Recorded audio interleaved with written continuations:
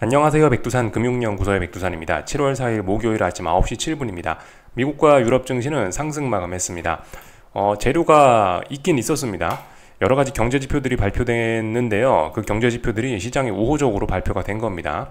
대표적으로 눈에 띄는 게 이런 고용 지표들, ADP 고용 지표, 이니셜 잡리스 클레임 이런 것들 보시면은 예상을 좀 하회했죠. 이거 예상 하회했다는 거는 금리나 기대감 강화 뭐 이런 식으로 좋게 해석될 수가 있을 겁니다. 그래서 일단 금리가 하락하는 요인, 그죠? 시장의 긍정적인 요인 이렇게 볼 수 있을 거고, 그 뒤에 이제 서비스업 지표가 발표가 됐는데 서비스업 지표 둔화, 요것도 금리나 기대감 강화 뭐 이런 쪽으로 좋게 작용을 해서 시장은 상승 마감을 했다라고 볼 수가 있겠습니다. 근데 좀 생각을 해봐야 될 부분이 있습니다. 미국 경제 지표가 안 좋게 나왔다. 금리 인하를 할 수 있다라는 게 지금은 일단은 호재로 작용이 되긴 합니다. 왜냐하면 지금은 AI 쏠림이 작용을 강하게 하고 있는 상황이기 때문에 이런 것들이 좋게 인식이 되긴 하는데요. 근데 이런 지표들은 지금 분명히 미국 경기가 조금 좀 둔화되고 있다라는 그런 잔잔한 우려를 낳게 합니다. 대표적으로 이제 이런 걸 보시면 되는데, ISM 서비스업 PMI, 요 대표적인 요거를 보시면 되는데, 아시다시피 미국 서비스업은 굉장히 좋았습니다. 미국 제조업이 안 좋았죠. 근데 그렇게 좋았던 서비스업마저도 이제 50 아래로 내려왔다는 거예요. PMI 50이라는 거는 이제 좋다 나쁘다를 나누는 기준이 되죠. 지금까지 계속 50 위에 있었는데 드디어 50 아래로 내려왔습니다. 이거 좀 이제 위축 국면 이런 걸 의미하는 건데, 요즘 미국 경제가 이제 너무 고금리에 오랫동안 시달리다 보니까 AI를 비롯한 몇몇 업종만 잘 나가고 나머지 친구들이 좀 소외가 되고 있어서 소비도 줄어들고 있고 경기가 둔화되는 게 아니냐라는 우려를 낳고 있는데, 그런 우려를 살짝 더 강화시키는 그런 지표가 나왔다라고 보시면 되겠습니다. 주식시장 전반적으로는 이런 지표를 아직까지는 AI나 이런 친구들이 대장이기 때문에 이런 지표를 일단 호재로 인식을 하고 있는 건 맞는데, 근데 이런 지표에 대해서 이제 반응이 약간 좀 엇갈리게 되는 거죠. 러셀 지수 같은 이런 중소형주들은 조금 좀 소외가 좀 강하게, 어려운 친구들은 미국 경제가 둔화된다는 지표일 수도 있으니 분위기가 좀 안 좋아지는 그런 모습들을 좀 볼 수가 있겠습니다. 그래서 일단은 그죠, 호재로 인식하면 되긴 되는데 약간 좀 이제 고개를 갸우뚱할 만한 점은 있습니다. 미국 경제가 옛날 같지는 않구나. 그래서 이제 약간의 논란이 있는 거죠, 그죠? 지금 인플레이션이 낮아지고 있는 건 맞습니다, 그죠? 디스인플레이션 이게 진행되는 건 맞는데, 이건 분명 맞긴 맞는데, 정말 미국 경제가 좋으면서 인플레이션만 잡히는 거냐, 아니면은 미국 경제가 자빠지기 때문에 이제 이 인플레이션이 그냥 덩달아 같이 잡히는 거냐, 뭐 이런 부분 조금 우리가 좀 고민을 해볼 필요가 있긴 있겠습니다. 이게 단순히 인플레이션만 잡히는 거면은 굉장히 좋은 건데, 근데 이제 경기가 안 좋아지면서 이제 인플레이션이 잡히는 거면 이거는 이제 박수 칠 만한 것이 아닐 수 있죠. 이거는 안 좋은 것일 수 있죠, 그죠? 근데 지금 아직 어느 쪽일지 모릅니다. 근데 잔잔한 우려가 있는 그런 상황입니다. 그래서 이런 지표의 영향을 받아서 시장이 좀 움직였다라 볼 수 있겠고, 하여튼 어젯밤에는 조기 폐장했습니다. 그래서 미국 증시 빨리 마감해서 거래량 이런 건 뭐 좀 부진했을 수 있는데, 어쨌든 이런 지표들이 조금 영향을 미친 하루였다라고 볼 수가 있겠습니다. 그래서 뭐 지금 여기 언론사 기사 여기 많이 본 뉴스 이런 거 보시면은 서비스업 위축세로 전환됐다 나와 있죠. 50에서 50 아래로 떨어졌으니까 위축세로 전환됐다라고 나오는 거고요. 이것들이 좀 시장에 좀 영향을 미쳤다라고 볼 수가 있겠습니다. 그래서 금리가 떨어지죠. 금리가 떨어지고 그 달러가 떨어지게 됩니다. 미국 경제가 약해진다, 달러가 떨어지는 요인 맞죠? 그렇기 때문에 일단 증시에는 호재라고 이렇게 볼 수가 있겠습니다. 그래서 그 한동안 이제 달러가 굉장히 강했었는데, 일단 요즘에 미국 경제가 안 좋다라는 지표가 뭐 찔끔찔끔 이렇게 나오고 있다 보니까 그런 지표들이 나오고 있다 보니까 이런 것들이 전반적으로 위험자산 시장에는 좀 좋게 작용하는 것이 있습니다. 그저 보시다시피 그죠, 이 달러가 강했기 때문에 위험자산들이 안 좋았던 게 있어요. 근데 달러가 안 좋아지고 있기 때문에 위험자산들이 좋아지는 영향도 분명히 있긴 있습니다.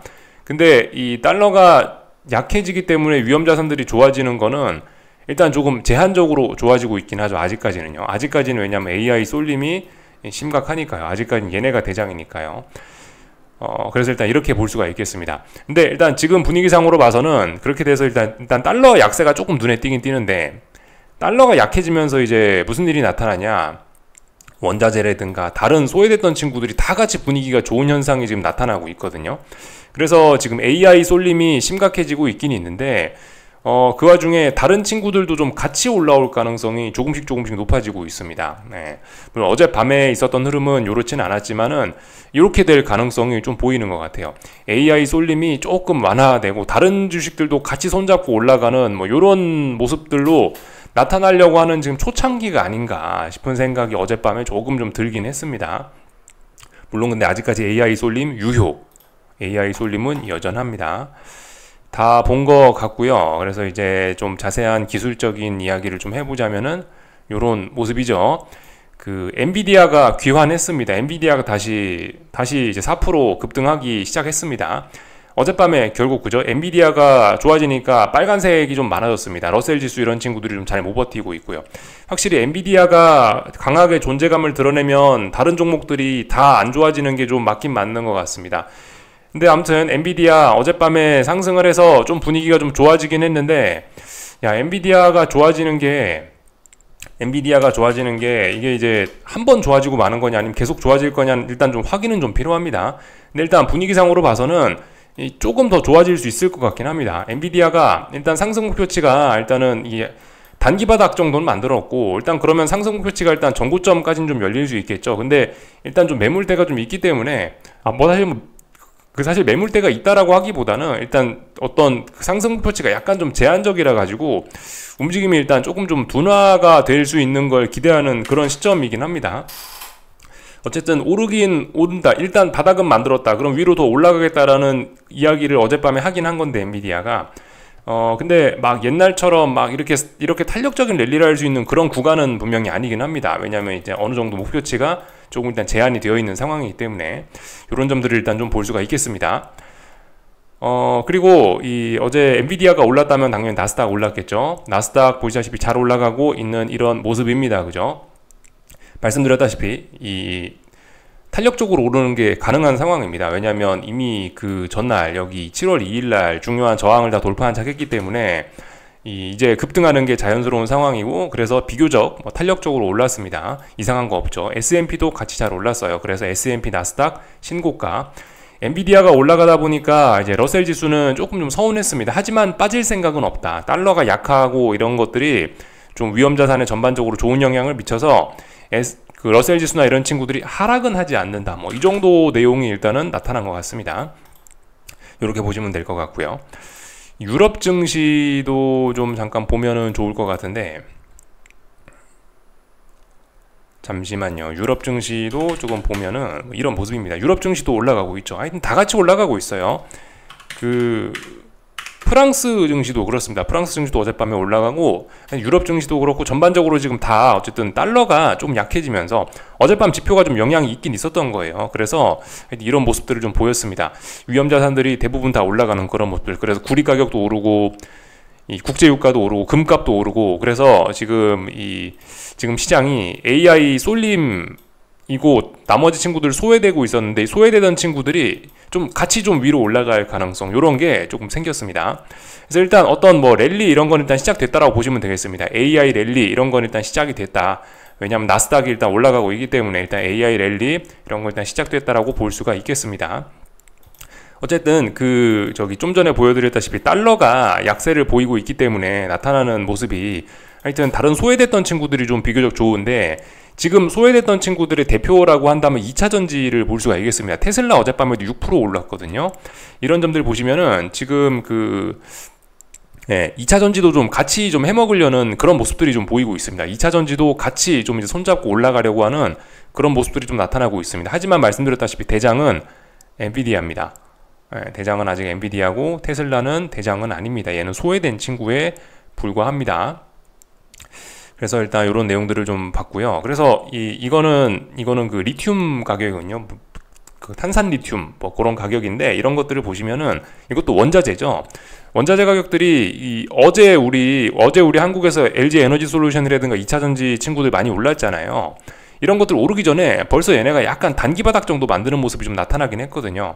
그러니까 달러 약세가 조금씩 좀 나타나면서 얘네가 이렇게 움직이는 네, 이렇게 원자재들이 올라오는 모습, 그에 따라서 좀 소외됐던 2차 전지 친구들이 조금 이제 올라가려고 하는 그런 모습들이 나타나고 있습니다.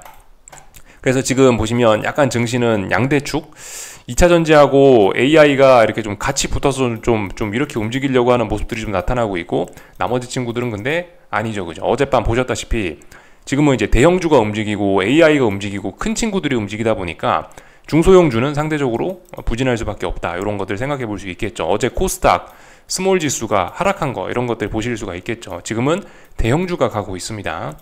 그래서 그런 점들을 좀 우리가 볼 수가 있겠고요. 얼추 다 본 것 같습니다. 그래서 하여튼 그런 지표들의 영향으로 하여튼 이렇게 진행됐다. 2차 전지 친구들, 하여튼 2차 전지 친구들이 급락 위기이기도 했었어요. 사실 급락 폭락 위기이기도 했었는데, 여기서 일단 전저점을 좀 살짝 지켜주는 모습들이 나타났고, 잠깐 2차 전지를 좀 먼저 보자면은, 2차 전지 이게 어떤 뭐 지수라고 볼 수 있겠죠. 한국의 2차 전지 지수, 이런 걸 일단 볼 수가 있겠는데, 전저점 자리에서 여기 이제 완전히 붕괴시키면은 급락폭락이었는데, 급락폭락이 아니고, 여기서 이제 어떤 뭐 미국 경기 둔화 이런 게 나오면서 달러 약세가 나오면서 전반적으로 올라가는 모습입니다. 그래서 일단 단기적으로 어떤 급락 위험, 폭락 위험을 극복하고, 여기서 쌍바닥 찍고 지금 올라가려는 그런 모습들이 좀 나타나고 있어요. 그래서 안 그래도 언론사 기사들도 찾아보니까 2차 전지 종목들을 슬슬슬 좀 한번 해먹겠다는, 위쪽으로 한번 띄워 먹겠다는 그런 뉴스들을 좀 슬슬슬 좀 우리가 좀 확인을 할 수가 있었거든요. 그런 점들 좀 우리가 좀 볼 수가 있을 것 같습니다. 그래서 2차 전지의 좀 귀환, 2차 전지가 귀환하는 게 그렇다고 반도체의 자리를 얘가 대체하는 건 아니고, 그죠? 2차 전지는 2차 전지대로 따로 좀 올라가는 건데, 시가총액이 좀 많이 쪼그라들었기 때문에 그냥 어떤 지수의 하방 경직성을 그냥 만들어주는 어떤 옆에서 반도체를 보필해주는 그런 보조적인 역할 정도로 생각하시는 게 딱 제가 봤을 때는 좋을 것 같습니다. 2차 전지가 그래서 좀 올라오는 게 아니냐라는 생각이 듭니다. 그래서 일단 뭐 다 말씀을 좀 드린 것 같고요. 나머지는 뭐 특별한 거 없었던 것 같습니다. 다 봤고, 하여튼 그래서 그 유럽 증시하고 이런 거 이야기했죠. 채권 시장 좀 봐야 될 것 같은데, 어젯밤 그래서 금리가 크게 떨어졌다고요. 이 보시다시피 그래서 채권 시장이 어젯밤에 환호를 했습니다. 금리가 떨어졌는데 10년 선물입니다. 답답한 구간 안에 있는 건 맞고요. 그래서 위로 갈지 아래로 갈지 잘 모르겠긴 한데, 지난번에 이 낙폭이 워낙 강했기 때문에 이거 여전히 좀 반등시 매도 전략으로 볼만한 여지는 아직 있습니다. 혼란한 구간이라 저는 어떻게 될지 몰라서 일단은 뭐 이야기는 못 드리겠는데, 하여튼 여전히 일단 이 하락이 완전히 극복된 건 아닙니다. 조금 더 위기가 있을 수도 있긴 있습니다. 하여튼 트럼프 당선 가능성 높아지면서 금리가 크게 올랐던 점이 있는데, 그거를 미국 경기 둔화라는 재료가 어느 정도 좀 덮어버린 그런 모습입니다. 그래서 일단은 아직까지 혼란한 구간에서 조금 반등을 하긴 했습니다. 근데 굉장히 혼란한 구간입니다. 어떻게 될지는 알 수가 없는데, 아무튼 지금 뭐 달러가 조금 약해지고 뭐 주식시장 분위기 이런 걸로 봐서는 채권시장도 낙관론을 계속해서 이어나갈 가능성이 좀 있긴 있을 것 같습니다. 하여튼 채권시장도 우리가 뭐 러셀 지수 이런 거 봤던 것처럼 이렇게 이평선들이 가득가득 모여 있긴 하거든요. 에너지가 굉장히 많이 수렴이 돼 있는데, 얘도 하여튼 어딘가 터져 나오면 굉장히 많이 터져 나올 겁니다. 위로 가든 아래로 가든 굉장히 많이 터져 나올 수 있을 것 같긴 합니다. 물론 근데 다른 것들만큼 그렇게 탄력적이진 않을 거예요. 왜냐하면 위쪽에 저항들이 많이 있고, 이 말씀드렸다시피 채권 시장은 아직까지 논란이 좀 많이 있기 때문에, 그죠? 옐런이 워낙 채권 발행을 많이 해가지고 금리가 사실 막 크게 떨어지기는, 그러니까 얘가 선물이 크게 올라가기는 조금 좀 어려울 수 있다. 물론 여기 에너지는 많이 쌓이긴 했는데, 그래도 일단은 좀 찜찜한 면이 있긴 있습니다. 이 기술적인 분석은 그런데, 기술적인 분석은 에너지가 많이 모여서 위로 많이 올라갈 수 있다는데, 많이 올라가기에는 채권 발행 이런 걸 너무 많이 해서 여전히 부담스러운 면이 있다. 이 정도를 일단 볼 수 있을 거고요. 하여튼 유로화 아직까지 답답한 구간인데, 이 뭐 미국 경제가 어쩌고 저쩌고 하면서 이렇게 유로화 강세가 나타나면서 달러 약세를 유발했습니다. 근데 아직도 얘도 혼란한 구간, 얘도 방향성 고민하고 있습니다. 아무튼 지금 일단 긍정적인 분위기가 강해서 얘도 일단 위쪽으로 올라갈 가능성을 일단 지금으로선 좀 생각을 해야 될 것 같긴 한데, 아직은 아니죠. 다만 근데 이제 여기서 생각을 해봐야 될 거는, 엔화하고 달러 인덱스하고 요즘 좀 따로 갑니다. 엔화를 좀 보시면은 어젯밤에도 올라갔어요. 엔화는.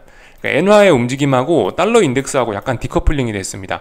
원달러 환율은 이제 지금은 그죠, 긍정적인 영향을 받아가지고 이렇게 그 환율이 좀 원화 강세를 보이고 있는데 5원 정도 떨어지면서, 아무튼 원달러 환율은 이 보시다시피 엔화하고 위안화가 계속해서 약세 흐름, 달러 인덱스와 무관하게 이런 약세 흐름 보이고 있기 때문에 이런 영향을 좀 받아서 좀 어쨌든 이 원달러 환율은 계속해서 잔잔한 상승 압력은 좀 있긴 있을 것 같습니다. 위로도 아래로도 좀 제한적인 움직임 좀 보일 것 같긴 합니다. 하여튼 엔화 약세는 계속해서 지속이 되고 있습니다. 안 그래도 어제 이런 기사가 좀 나오기도 하더라고요. 일본의 눈물 4년 만에 역성장이다. 그러니까 이래저래 엔화가 약세가 나올 만한 그런 요인들이 좀 많이 있어서 엔화 약세는 계속될 것 같다. 그러니까 원달러 환율은 이제 달러 인덱스의 영향도 받겠지만 엔화의 영향 뭐 이런 것들을 좀 더 많이 받아서 이런 부분 조금 좀 주의할 필요가 있긴 있을 것 같습니다. 조금 주의를 해야 될 것 같아요. 그러니까 위로도 아래로도 좀 답답해질 수 있다. 뭐 이런 점들. 일단 기술적인 측면에서 오늘 일단 하락을 하는 거는 일단은 상승할 타이밍을 놓치는 것과 같습니다. 지금 얘가 상승할 거면 사실 오늘 시원하게 올라주는 게 맞는데 오늘 하락 중이에요. 이러면은 이거는 상승의 타이밍을 좀 놓치는 거다라고 일단 볼 수가 있겠습니다. 그렇지만 아직 중요한 지지선이나 이런 거는 붕괴시킨 건 아니니까 이도저도 아닌 구간에서 놀고 있다, 이렇게 볼 수가 있겠습니다. 하여튼 말씀드렸다시피 위안화, 엔화 이런 거의 영향으로 상승 압력은 받고 있는데, 이 보시다시피 어쨌든 근데 달러 인덱스가 또 발목을 잡기 때문에 위로도 아래로도 좀 제한적인 이런 움직임 나타나고 있다고 볼 수가 있을 것 같습니다. 또 그리고 지금 코스피가 급등하고 있는 것도 이거에 한 영향을 미치고 있다라고 볼 수가 있겠죠. 주식이 저렇게 대놓고 급하게 올라버리면 아무래도 환율이 강세 압력을 받을 겁니다. 그죠? 그런 점들을 좀 생각을 해보셔야 될 것 같습니다.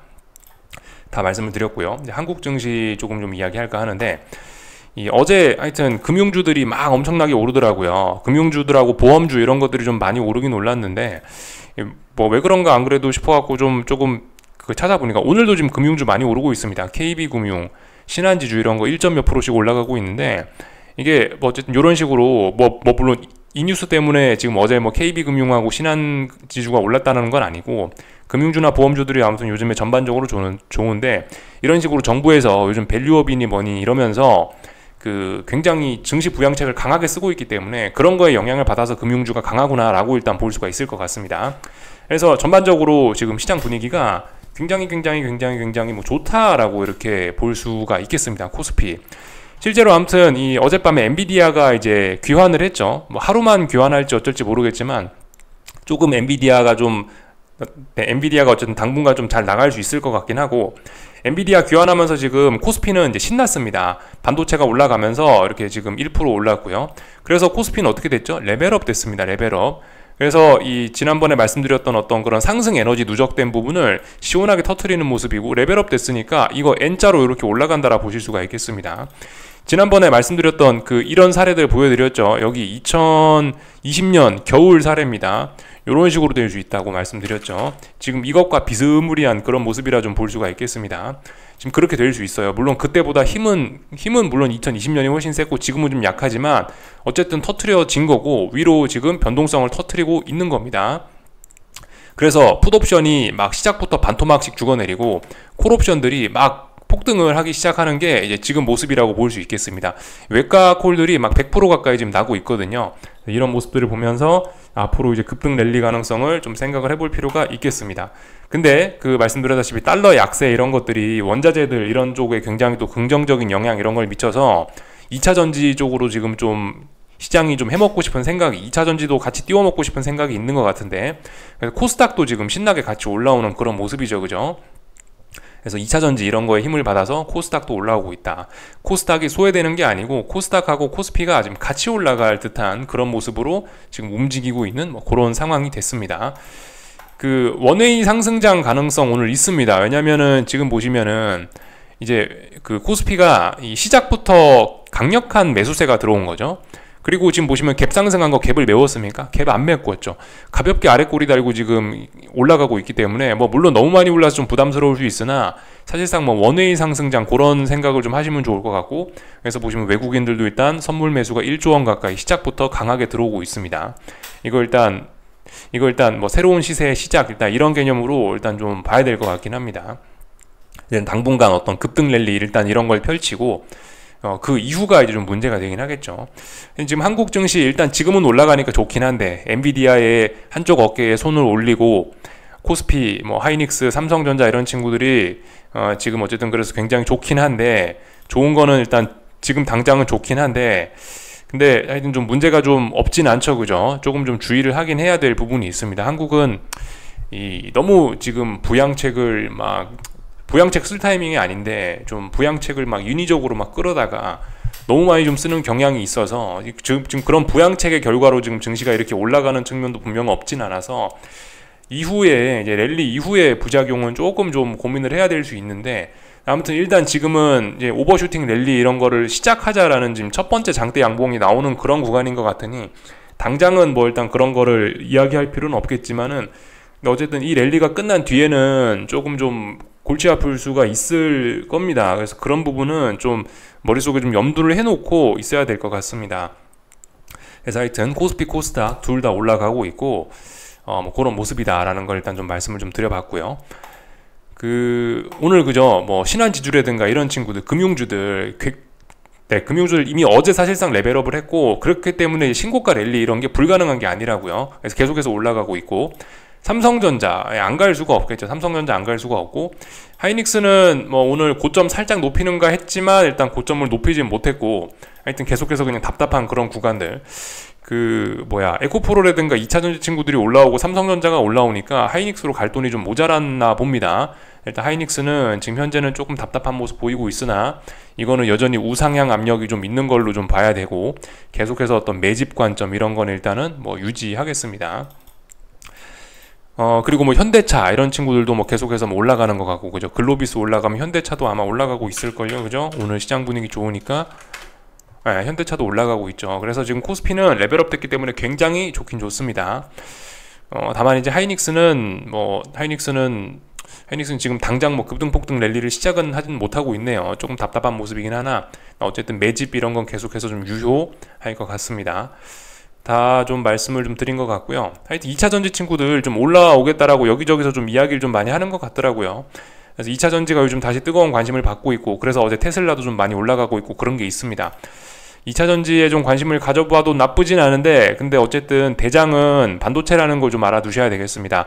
대장은 반도체입니다. 얘네는 보시다시피 뭐 어떤 종목을 봐도 마찬가지긴 한데, 이평선이 이렇게 더럽게 이렇게 역배열 종목인 거 하고, 삼성전자나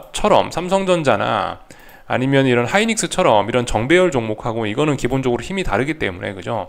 힘이 다르기 때문에 뭐가 좋겠습니까? 당연히 힘 센 놈을 해야 되는 게 맞습니다.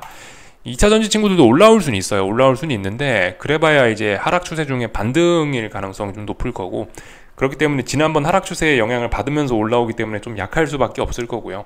하여튼 반도체를 계속해서 좀 집중하시는 게 좋을 것 같고, 글쎄요, 2차전지 아니면은, 그러니까 반도체 아니면 차라리 뭐 새롭게 올라오고 있는 이런 금융주, 이런 것들은 지금 어느 정도 이평선도 좀 정리가 잘 됐고, 그 다음으로 좀 강한 종목들, 반도체 다음으로 좀 좋은 종목들이라고 볼 수도 있을 것 같습니다. 이런 종목들, 건드리는 것도 하자면 할 수 있는 그런 것 같습니다. 어쨌든 한국은 지금 뭐 부양책을 좀 많이 쓰면서 여기까지 좀 끌어올라오고 있는, 좀 강제로 끌고 올라오고 있는 그런 느낌이 분명히 좀 있긴 있습니다. 부동산 부양책도 쓰고, 증시도 공매도 금지시켜 놓고, 하여튼 밸류업이니 뭐니 이러면서 막 이것저것 해먹는데, 이거 아무튼 부작용이 좀 있긴 있을 겁니다. 근데 어쨌든 지금은 아니다. 지금은 아직 그 부작용을 이야기하기엔 좀 그렇고, 일단은 한번 랠리를 한 뒤에 충분히 이제 어떤 피로가 쌓인 뒤에, 그 뒤에 이제 부작용이 좀 올 수 있을 것 같다 싶긴 하고요. 참 변동성 지수 안 봤네요. 오늘 변동성 지수는 보시다시피 이제 어젯밤에 슬슬 급등하고 있기 때문에 이 변동성 지수 자체는 아직도 보시다시피 이렇게 잘 버티고 있습니다. 지켜야 될 자리는 지키고 있습니다. 근데 그렇다라고 해서 지금 변동성 지수 올라간다라고 베팅하면 아직은 안 됩니다.